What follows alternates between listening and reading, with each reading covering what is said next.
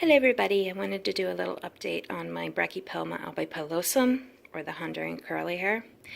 She is freshly molted, just molted about a week ago. And she looks so pretty with her little blonde hairs. So she's about 2 inches now, I would say. And she's such a sweetheart, and I think she really likes her new home. This is how big it is.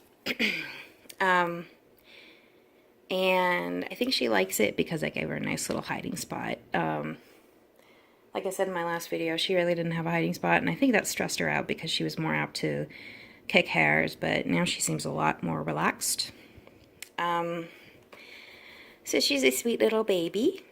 So I wanted to talk a little bit about how I use this little critter in magic.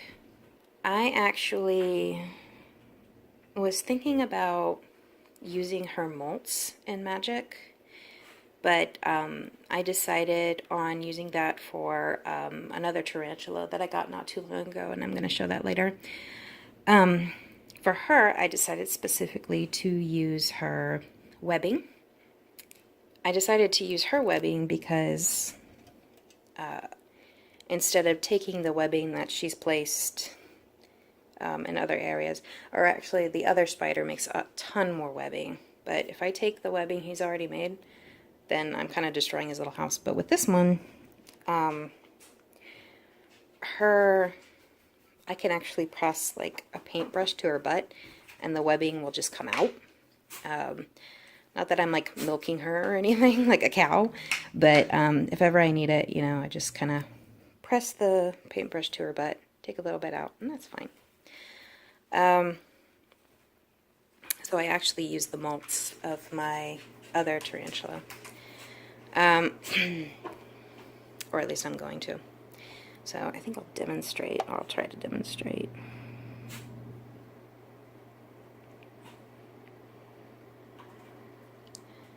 Oh, there's no possible way you can see that, but I see it. Any way you can see that? No, it is so fine.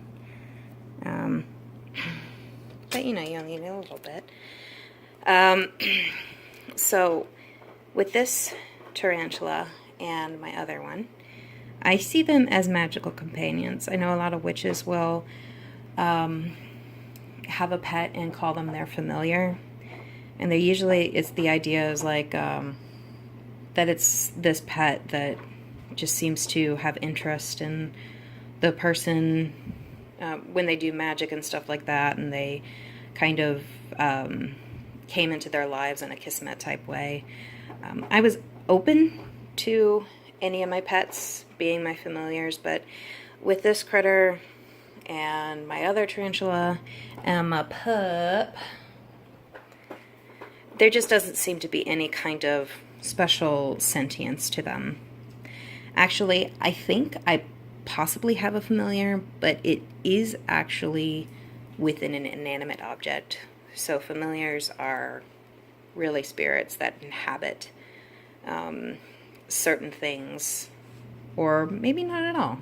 I don't know, but I know they're spirits.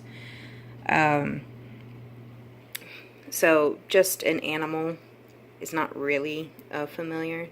It's just like in I think it was more of like witch hunt, or like the fabled satanic witches of the witch hunt era, that familiars were thought of as pets because, you know, oh, the creepy old lady has a bunch of cats, and they're actually demon spirits in disguise.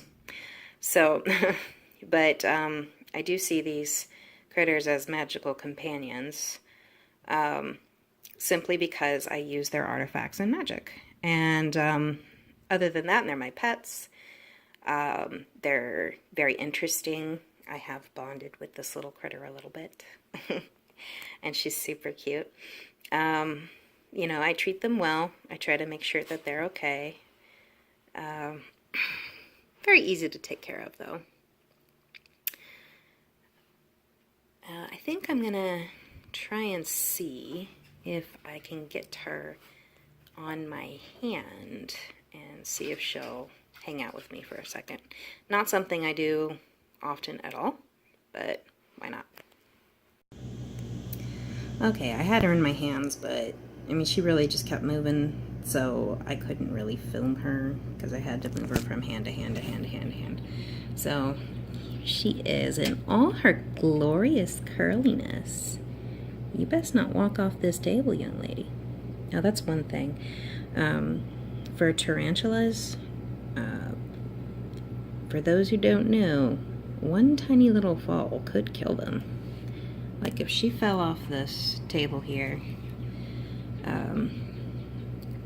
she might die. I don't know. I mean, the carpet might kind of give her a little, don't run away. Give her a little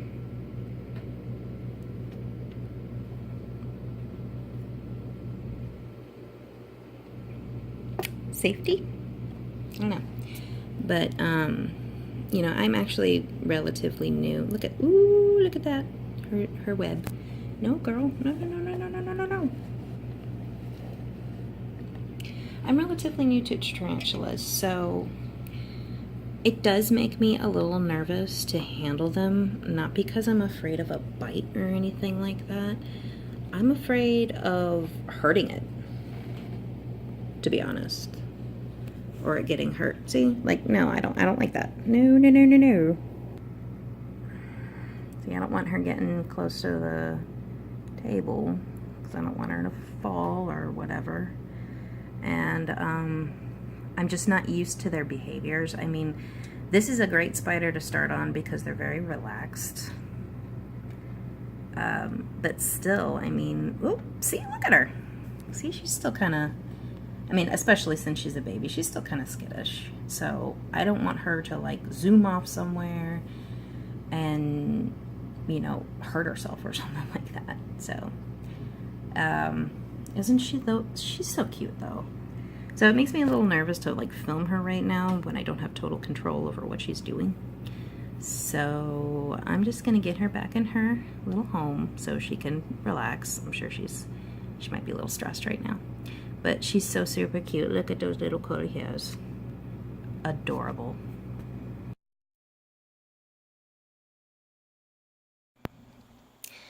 Alright, this is my brand new little baby. He is a 1/2 inch avicular versicolor. Like, get out of here. Is an arboreal species and a little bit harder to take care of. Now, this guy intimidates the crap out of me because he is very, very tiny and very, very fast, and he jumps. And he's moving, and I don't like that because I don't know if he's like, I'm gonna make a break for it. So I want to be very, very careful with him because he does like to escape. But look, he makes a lot of beautiful webs, and he's like this gorgeous electric blue. These are the most gorgeous, in my opinion, the most gorgeous tarantulas. And I'll show you a pic of when they're an adult. Okay, gorgeous, right? So he is difficult to feed, in my opinion. I have a little cricket down here in the bottom, and I don't know if he's ever going to find it. I'm afraid that it might die before he finds it. And then I'll have to go in and take it out, and that's a chore because he's going to escape. That's just the reality of it. But like I said, he's so little, I'm afraid that I'm going to hurt him. I'm afraid he's going to run and just find a little tiny place to hide, and I'll never find him or accidentally squish him or something. But, gorgeous little critter. I plan on using his molts for magical purposes. These molt more often because they grow faster than Brachypelma obligopilosum. I think most Brachypelmas grow pretty slowly. He actually might molt soon. I'm not really sure. With Quill, it's like, oh my god, she's gonna molt any day now. She looks like she's ready to explode, and it's like weeks and weeks and weeks until she does, so it's kind of like just trying to get used to the pattern. But he seems pretty content. I don't know if spiders can feel happiness, but he's okay, I guess. But yeah, these are a little bit harder to take care of. They require a little bit more, and just the fact that he's so tiny just like scares the crap out of me. But I have handled him, so to speak.